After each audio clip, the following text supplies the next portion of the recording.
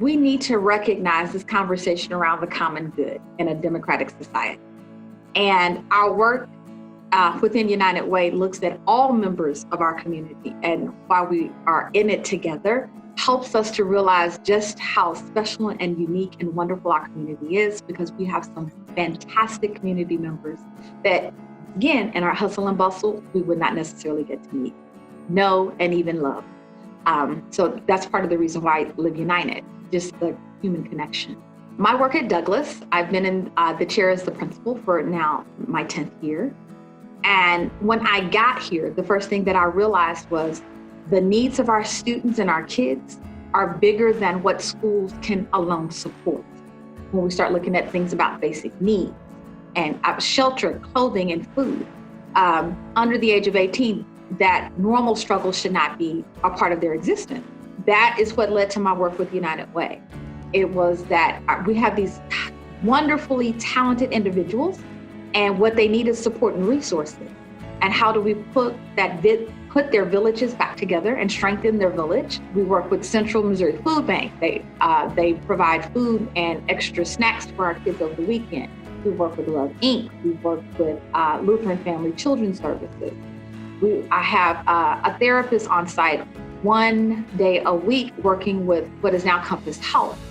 So those resources put in place have been just life-changing for the kids that we get to work with and support through their 9 through 12 experience.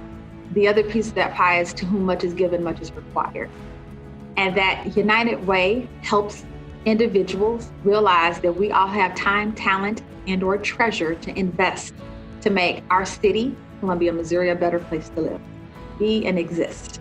There is a responsibility to not just the individual, but to our community and to our common good. So that philanthropic piece is a part of that conversation. But the question I have to ask myself every morning is, what can I do? What actions can I take to invest and make the world a better place for not just my own children, but those children that I get the honor and privilege to work with every day? So you call it philanthropy, I call it my reasonable service.